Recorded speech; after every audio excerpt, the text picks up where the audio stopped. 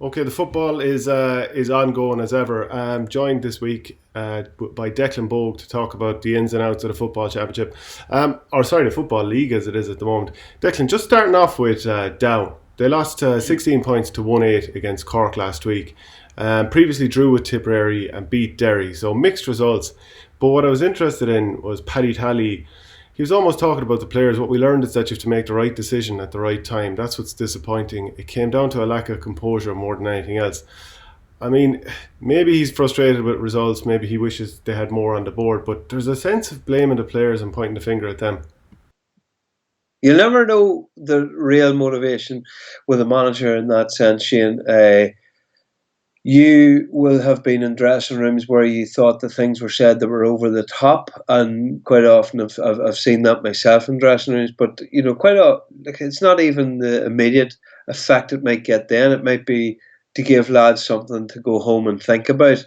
Paddy, in my experience and what I know of him, would be very player centred. Like I mean, he nobody could win a Sigerson Cup with the resources that St Mary's University have unless they were making an awful big fuss and making people feel very special about playing for that college, because the numbers they have are just simply dwarfed by other universities.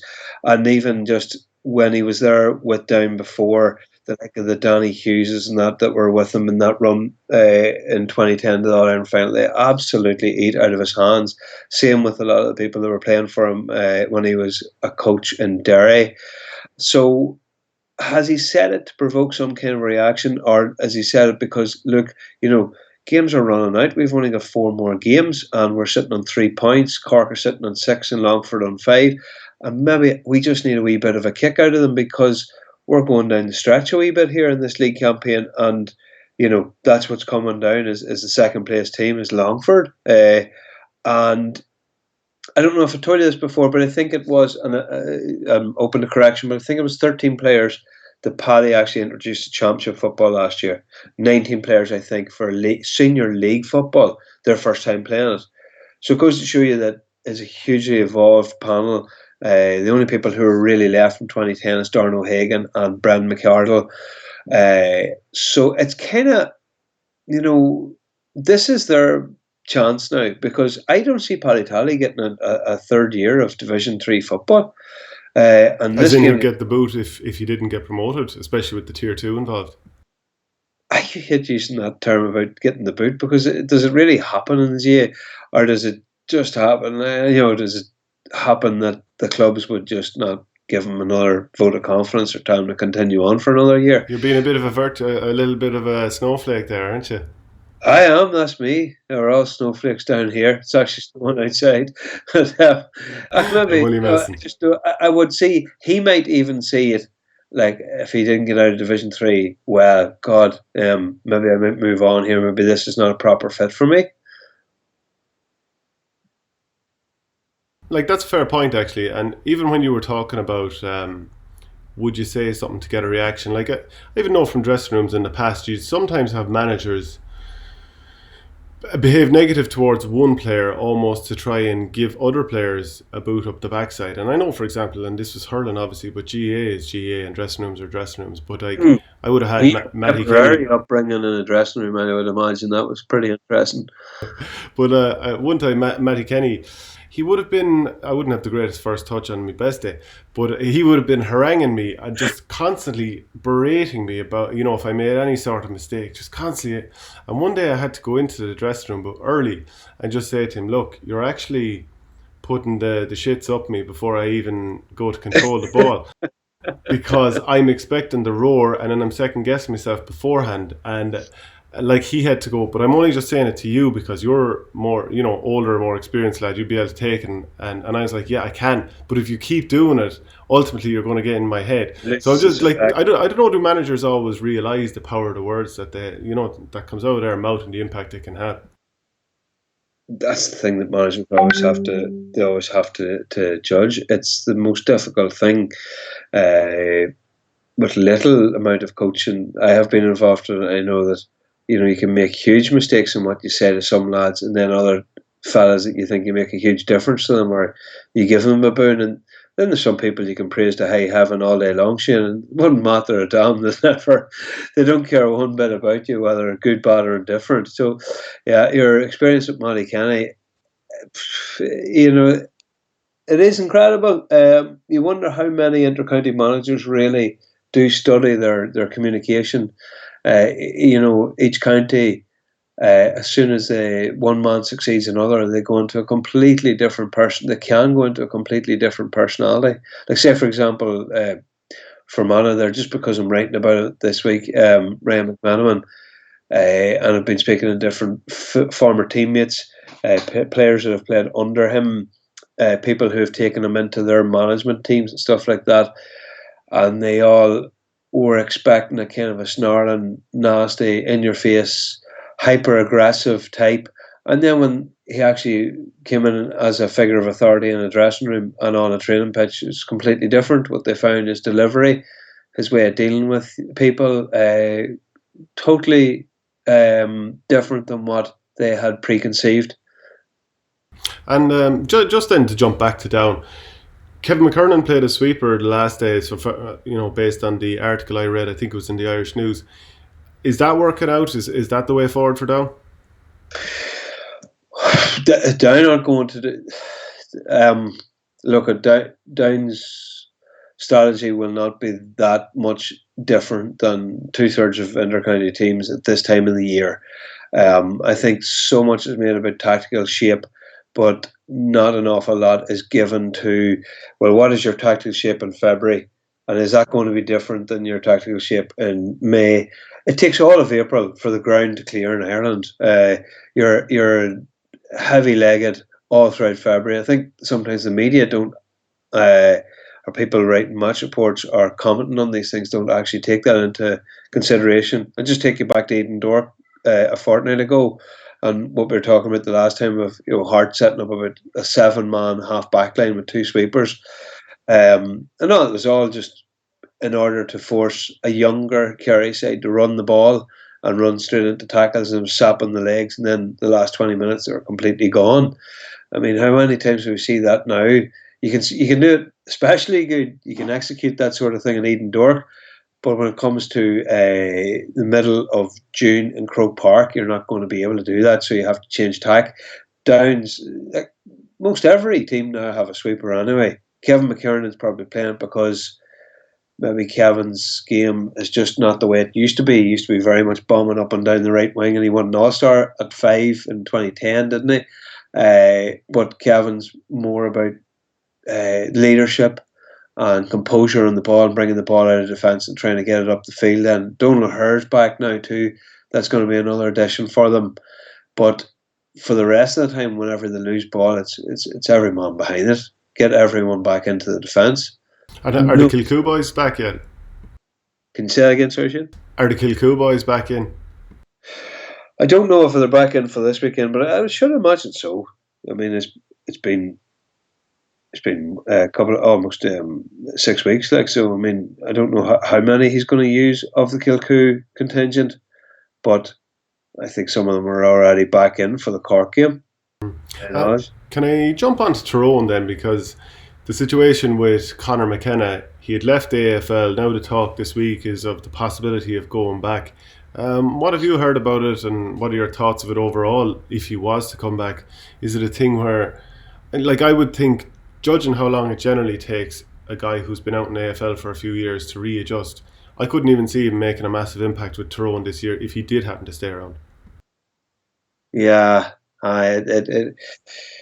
well, we're at the end of February now, like, and really, if he was to come back into Tyrone, you'd be only talking about him coming back into a training panel and getting up to speed again with the football, and just even, you would never expect maybe someone like Conor McKenna, and this is all hypothetical because we'll come to this now in a second, but there's one thing getting back in and playing a game with Eglish, and he played a game for Eglish last winter and scored a goal against Eden Dork in a relegation playoff, and that's fine. You can more or less wing it like in club football, but Tyrone would have a very deliberate and practiced and methodical style of play.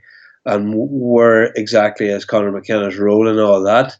Does he play up top with with Cahill McShane, and then you have an enormous physical presence, and you try to make more use of the mark. There's options there, like a lot of the Irish boys who went over to Australia. He played as a halfback, didn't he, in the AFL? Which seems to be the sort of position they all get put into. So maybe he's better facing the play that way.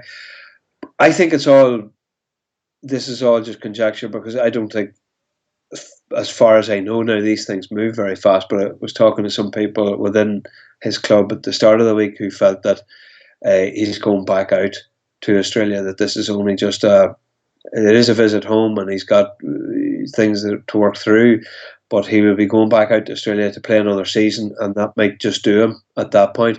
Now, that was the start of the week. You never know who was in touch with him during the week. You never know what kind of talks are going on backstage about a possible role in some company or whatever. Keystone might be in again. I don't know what their largesse is like. But like, Tyrone's a county of high industry, like, I mean, it's there's plenty of business going on, but whether Conor McKenna would need or want, or he did go out there when he was only 18. He is still a very young man. He might decide that if he wants to come back there and he wants to come back to study and do something sports sciences oriented, and he'd have some head start, like, coming from that background that he has with Essendon. But as far as I know and have been told, I don't think he's going to be about all summer or anything like that. Yeah, because he has spoken in the past about wanting to come home eventually and play for both club and county, but it's not a guarantee. Like, even look, Keane Hanley, like, he went to come back and he went in with Mayo, just didn't quite happen through injuries and other things. I don't know if Tommy Walsh has ever fully recovered from all those injuries, albeit at this stage he's actually doing all right. But geez, it took an awful long time. There's probably a couple of other examples as well. Yeah, I mean, Tommy Walsh played in the All-Ireland final in 2008. Like, that's 13 seasons ago. Like, was that his first season or second season? I couldn't quite tell you, but he was an extremely exciting young player at that time, and he came back. And what is his role now? Like, but last 20-minute player in Croke Park for Kerry. Maybe he played a bit longer, because they seem to like the idea of his physicality, whether it's up full forward, whether it's midfield, or whether it's a little bit of both. And I know it was more so when Dublin were down to 14 men in that first All-Ireland, but he did come in and cause a bit of havoc. But I think just how well Kerry did for a lot of that game when Dublin had 14 men probably papers over the kind of cracks of being 5 points down before the red card, and in the second game being held at arm's length for most of the game. And I don't know, is it a bit like Aidan O'Shea, in that he's a very good player, but around the speed of those Dublin players, it's very, very hard with someone of that size profile to actually, take over a game. Can you just switch the conversation? Because I think that the more interesting point that you raise there is actually the injuries that players come back with from Australian rules. Like, I mean, they seem to be cramming when they get over there in terms of training and getting themselves up to speed to where the young Aussie lads are. And, Marty Clark came back and had an awful time, really. I mean, he came, he won his All-Star in 2010. He was distracted for all of 2011, and he was going back, and he signed a form. He actually flew to Australia, like, I think it was something like the week before they played Armagh in the Championship, just to keep his name registered with the club, in order that he could go back. And he went back, played another couple of years, and then never really got his fitness back. There's another fella from down called Jamie O'Reilly who went out over there and did a couple of seasons and came back, and I don't know what football he has played since. Like, he certainly never came back near down. But it seemed to be the pattern that an awful lot of Irish lads were going out there, cramming their S&C and getting up to the type of training, and then bodies were betraying them a wee bit, maybe coming back to Ireland. And you can't underestimate maybe a little dig or a little dent of the ego and the confidence and all that. Now, there are other examples, such as Christy McKeag, that have thrived. I mean, geez, you look at the workload that Christy has had between hurling and football, over two codes, and with Derry in both codes, in fairness to him. Like, he has played under Colin McGurk, a few bits and pieces of hurling. Like so, Mickey Quinn is another that hasn't had any yeah, injury issues really since coming back, maybe a few. yeah, yeah. But I think that's the one to look at. Like, but if we're looking at Conor McKenna, I don't think that he has suffered anything, thankfully, and wouldn't be a bother to him. Like, I mean, one thing he has is a real love of Gaelic football, and that's what you need above all. And that will always. I mean, there's lads that don't even make their debut for a county before they're 24, and he'd become, and then with all the groundwork done for it, it'd be so interesting to see it, wouldn't it? It really just change up the shape and all the tone of Tyrone football team altogether. And imagine him in Croke Park too. Jeez, like an athlete like that. Yeah. Mm-hmm. Just to ask you about Galway against Tyrone, because Galway have made a pretty good start to the season, has to be said, and I think everyone is pretty impressed with how Pádraig Joyce is playing football, and never mind the fact that he's talking up his team. I think is great because, I mean, I don't want to be too hard on Kevin Walsh, but I really did not like watching his team. No, yeah. A certain sympathy for Kevin Walsh, but sometimes teams, counties attach themselves to a manager, and being careful what I say here, because there's loads of counties that have their Fear Lador down through the years, or great player, and reluctant then to look outside that great player because of what they did. Like, I mean, who's going to shoot Bambi kind of thing? Like, Kevin Walsh, look at what he did for Galway. Look at, even when he was in his 40s coming off the bench, the huge big cheers like for his club and championship games. So he was a remarkable man, and he was a brilliant leader and all that. Like, but the wee things with Pádraig Joyce has done, like even just moving Shane Walsh to the edge of the square where he can do the damage. Who would have thought it, huh? Are you saying that there was calls for that? But you see, you just don't know with a talent like that is just so good at running the ball. I mean, if he's so good at running the ball, you think you'd have him as a middle eight player. But like, he's so good at running the ball, but like, how often is he doing it with an end product? Because he's starting his runs so far away from goal that I think teams have a chance to get around him. The odd time he'll set up an amazing goal, like that time in the Super 8 game against Kerry at Croke Park. Amazing run, ends up with a goal. But it was almost as if he was neutralised by being so far away from goal. At least, I mean, Kevin Walsh had him for 4 or 5 years. How come he never tried for a serious run of games, a full season, try him in there when things weren't working? Well, if you're going to have that conservative style, and then you're going to have Damien Comer up the other end of the field, you just say, well, you know what, there's the man to hold the ball up and catch the ball, and then Shane Walsh running from deep. Maybe that was his thinking. I have no idea. But the goal he got against Donegal, where he just accelerated through the middle between two markers. Kerry, was it? Sorry? I think it was Kerry if you're talking about the League One this year. Okay. Or did he get one against both, actually, now off the top of my head? But I know definitely in Tralee he got a brilliant one. Yeah. Oh, he's just special. And it's great. Isn't it great to see, a buoyant Galway? Like, I mean, Galway spent far too many years in Division 2 for their own liking over the last number of years. And I know it's very easy that certain teams become known as being drab and dull and all that, and then when you actually see them cutting loose and seeing them enjoying their football and the crowd, a little bit of a novelty with Pádraig there, but it makes people excited again for Galway football. But just moving on to Derry, actually. How's Rory Gallagher getting on? Because 10 points to 6 win over Tipperary last week. Tipper down to 12 men for one period, 13 men for the last quarter, and still almost snatched a goal to level it. So, I mean, I know we talked about Rory Gallagher going in this season, and you thought it wouldn't be this ultra defensive sort of thing. Are you getting the sense from people you talked to that it is or isn't? No, it's pretty much all we talked about making it being the right. We were talking about this in Croke Park last year, weren't we? The ambition was maybe to open up a wee bit. He's got an opportunity to now. You're playing Louth, okay, right? The bottom of the table. The only slight problem this weekend is they may be in bother looking for pitches because everything's swamped up there. that was due to take place in Owen Beg. So God knows if that'll take place this weekend. The only thing is, if you are playing Louth, this is the game where you have to send out a statement. This is where the like Shane McGuigan's, Ryan Bales, and their attackers have to actually say, you know what, like, you know, this is no good to us. Like, I mean, scoring fair enough 2-11 against Leitrim is a bit open. 12 points gets down. This is just not going to do us here long term. We need to be hitting this at least. You know, when the top teams talk about getting, well, it used to be 20 points, now it's somewhere in the region of 22, 23 points.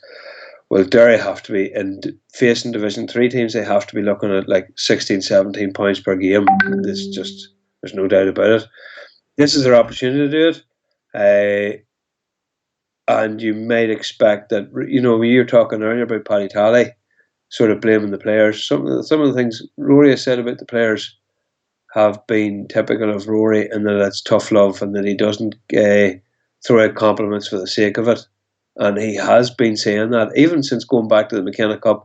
They played Donegal in midweek, and he was sort of complaining about his players. He says, look at Donegal, they landed in a bus all ready to go, fed well, had eaten well, had hydrated properly, and Derry were... He didn't really get into the specifics of it, but he made it sound like Derry just sort of rocked up for a game midweek, and it was just like a five-a-side down your local AstroTurf. So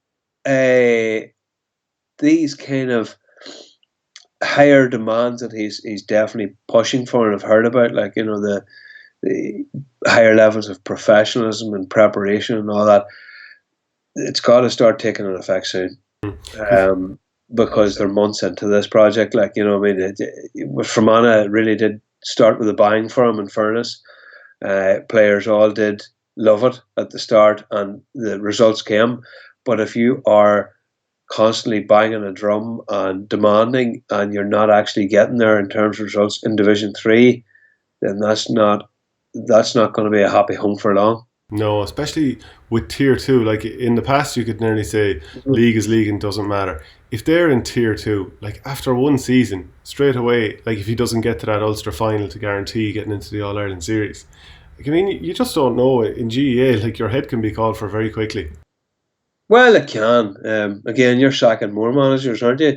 Get them out. Like, I know, I'm only joking. They have the players. Like, they absolutely have the players. It's and just the Slaughtneil lads are there from the start this time.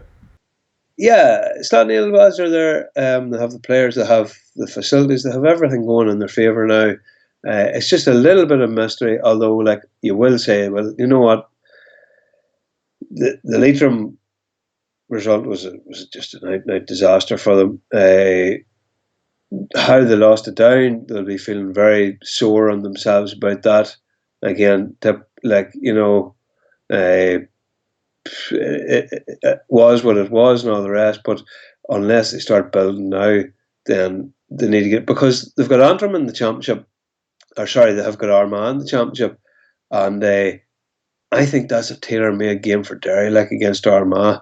You know, they would love to take out a big team, and they came very close, didn't they? Draw level with Tyrone with like 10 minutes of the game to go in Oma last year in the championship. Like, you know, I mean, that's what Derry need, is a big... It almost seems perverse talking about it, but Derry football needs to claim a scalp. And right now, every other county in Ulster would be a scalp apart from Antrim for Derry. That's something to say, isn't it? It sure is. Just to jump on to Cavan, they beat Laois 3-10 to 1-6 last week, and Laois had been going well. So was that a result that surprised you, or do you think this is the direction that Cavan are going in? No, it did surprise me. Huge surprise. And even just their second game where they beat Westmeath. Westmeath beat a good Clare side in the first game, but you kind of think they're flaky. I didn't really think much of their performance in Division 3 final last year against Laois, and then Cavan just go and beat them and run up a score of 117. Their backline is very good. This is what you have to remember about Cavan, is like, you know, Paul Fitzpatrick was writing about it in the Anglo-Celt this week, was you have Pádraig Faulkner there and you've Kieran Brady. That's a good spine. After that, you've some very decent markers, a lot of organisation that goes into that structure, and then you've got Gearóid McKiernan scoring. Obviously, Killian Clark is the he is the missing link. Like, they would love to have him, but among the boys that are missing, like, you'd love to have McVitie. He's a super player. Marty Riley's still about, and Conor Moyna. Conor Moyna, he got an All-Star nomination, but it's kind of unclear. Like, I mean, he hit scores in big games, but he was very much a sweeper. Like, he didn't spend an awful lot of time picking up men, and his way of playing, he's very stylish, and he maybe looks more effective than what he actually is. So, they could replace him fairly handy anyway. But you've still got the bones of a decent team there, and they're being carried by a really good defence, a really good goalkeeper, and I just think this weekend is a huge one for them. For Fermanagh this weekend. It's in Brewster Park. Cavan have an excellent record against Fermanagh. I think the last time Fermanagh beat them was, Fermanagh used to regularly beat them in the previous decade, but they beat them in the 2010 championship in a quarter-final down Breffni Park. And since then, like, under when Terry Hyland was in charge, they beat Fermanagh in 2012 and 2013 twice. I think in 2013, if I'm not mistaken, I think they beat them twice in Ulster and in the qualifier in 2013, and they've never really had bother with them. And Fermanagh's home record is grand up to a point, because a lot of the Cavan players that came through those under 21 system, they, for some reason, an awful lot of their finals, because they were playing Tyrone and Donegal in the final, they were always playing Brewster Park, so they've got happy memories there. Just to jump on then to a couple of the other games this weekend, Dublin versus Donegal, very mouthwatering. Monaghan and Mayo, like you said as well. Do you think it's important for Donegal to get a win up in Croke Park? Is there any kind of... I suppose the reason that I bring it up is because Dessie Farrell has drawn 2 and won one of his games so far. And I think everyone wants to see a couple of doubts put into Dublin just for the excitement levels even of the championship. And do you think Donegal are in a position where they might be able to do that? They pulled down the pulled down the shutters a wee bit this week. They didn't have their usual press event. They just said that Declan Bonner was available for interview on the phone, which kind of maybe they thought that some more Dublin media might take an interest in it. But the Dessie thing is interesting, because I don't care. I don't give a damn. Any Dublin manager that just stands and comes directly after Jim Gavin is going to be just... life's not worth living with the It's following Alex Ferguson.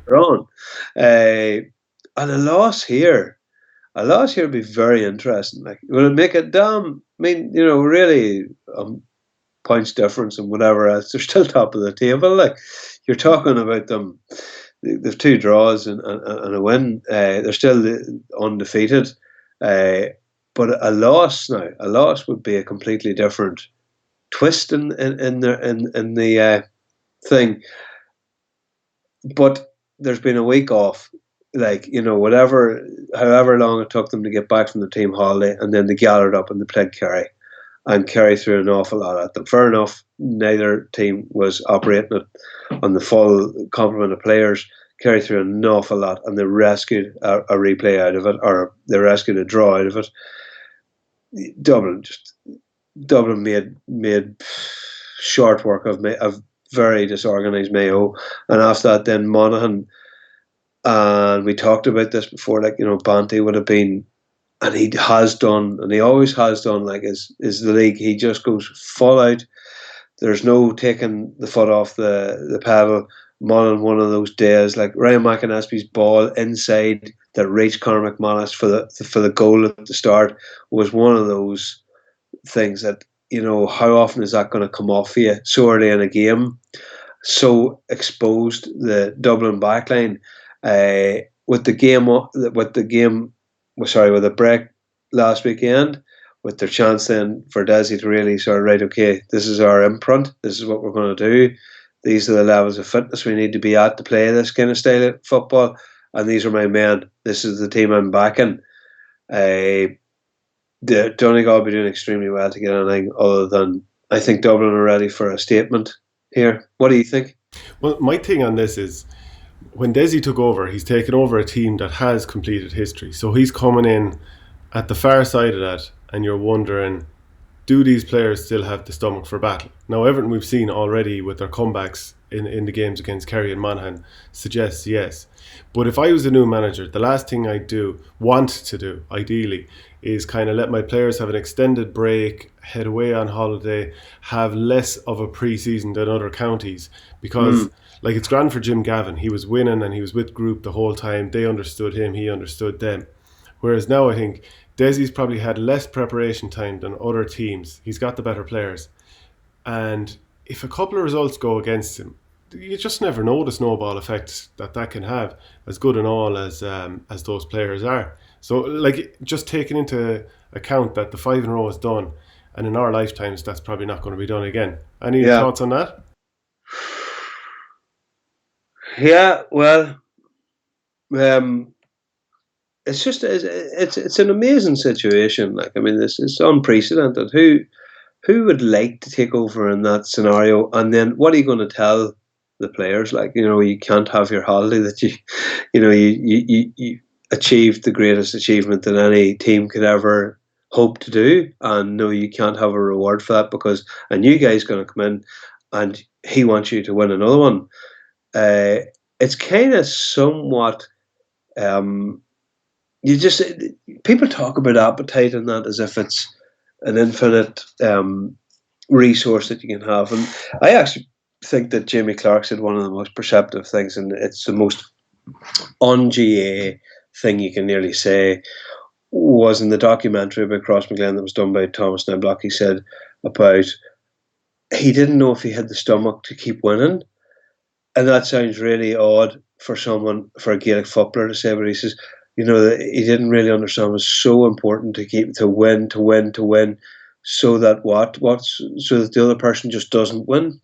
That you're just denying them that, and you've got all this hate for the other crowd because you just don't want them to win. Like, I mean, it was such an abstract. I mean, Jamie's a pretty, from what I know of him, pretty abstract thinker anyway. I just thought it was so interesting because it's not the sort of thing that you ever hear trotted out. I think people live their life by a certain amount of maxims and idioms and sayings and beliefs because they think it all sounds good. And then Jamie says something completely different. And you just wonder, in the back of some of those Dublin, these guys just don't need it in the way that others, like, Paul Mannion went and lived for a year in China. Jack McCaffrey's been away traveling. Like, they've all sort of seen the world and know a wee bit more about it. They're working very interesting kind of occupations, a lot of them. And there might come a time where they're saying, like, do we really hit Kerry? Do we really hit Tyrone? Do we really, really hit Tyrone enough that we really have to do this? I think they could beat Mayo every day of the week because they just really enjoy beating Mayo. But Can I make a I, point, actually, Declan?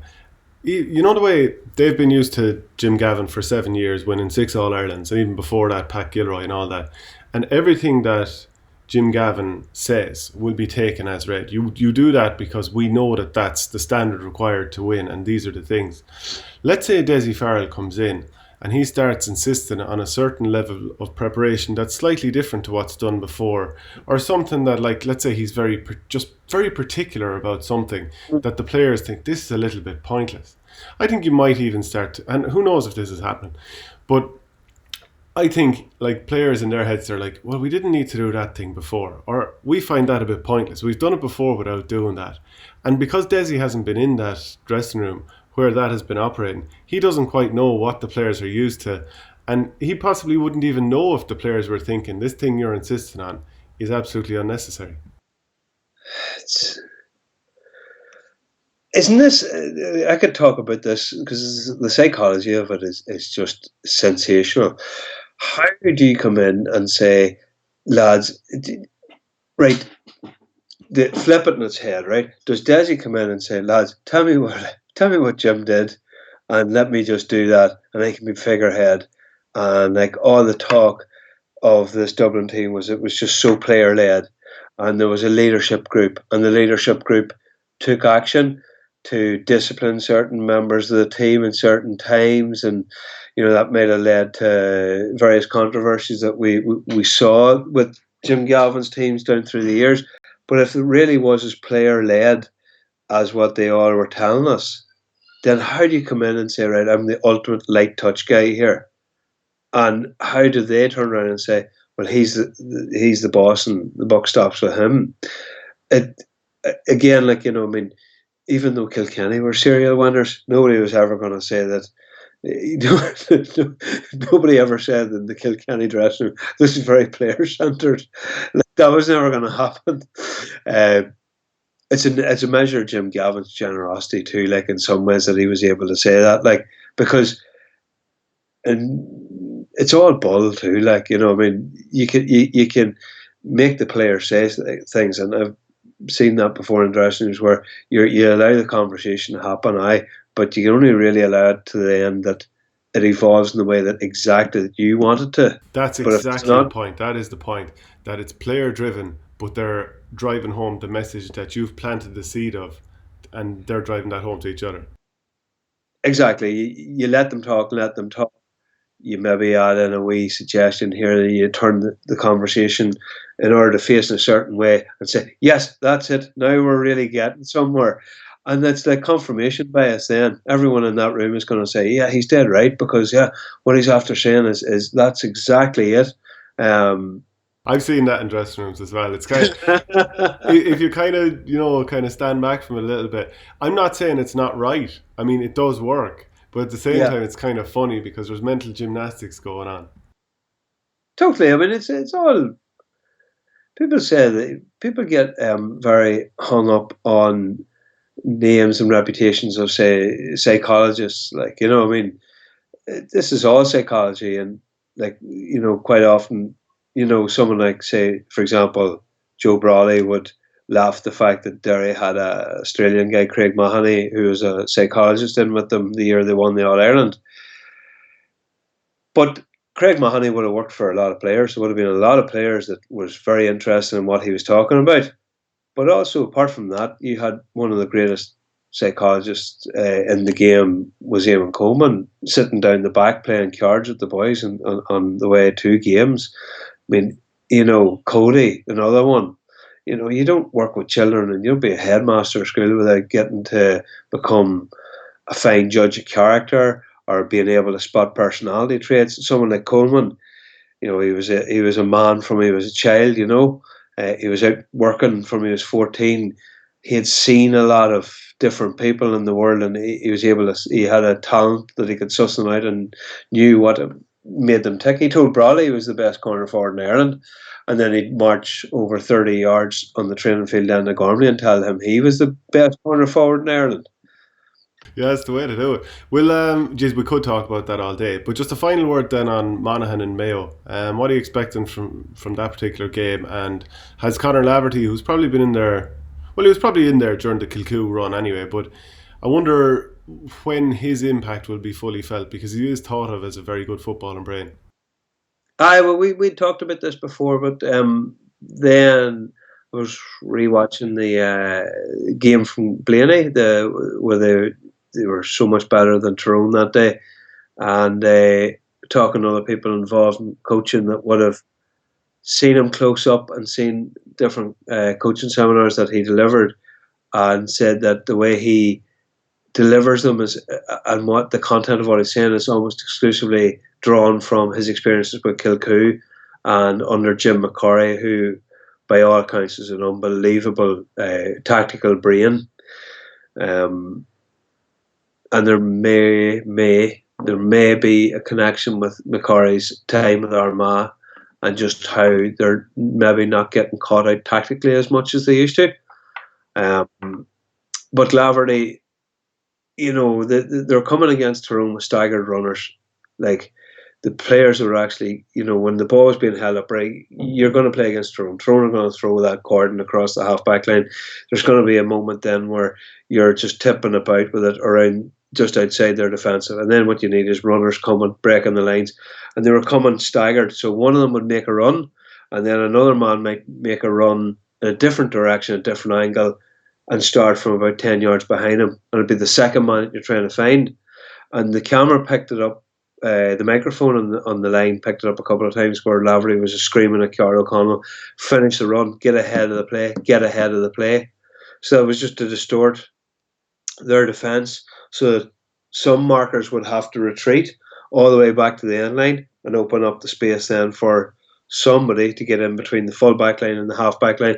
More often than not, it was Conor Boyle, the fullback, that did that. He done an enormous amount of damage because his man cheated, as in his man didn't chase him all the way back and just thought, well, they're not going to give it to him. He's the fullback. But he got on the ball more times between the fullback line and the half-back line. I think maybe, well, it's going to be interesting. I mean, God knows how both teams are set up, but Mayo need a bit of a reaction, don't they? Mayo probably need it more than Monaghan. Well, they're both on 3 points, so... Yeah, but psychologically, and they've got the exact same record. Like, I mean, but Mayo stumbled past Meath, who are kind of looking already, like, you know, there's maybe no hope for them in this league. But after that week, Mayo have Kerry coming to town, and Monaghan have done a trip up to Donegal to Ballyshannon, which you should do a live show from Ballyshannon. That'll be some experience. Sure would. Look, I've taken up plenty of your time. You've been very good. Appreciate that, Declan. We'll chat again soon. Thank you, Shane.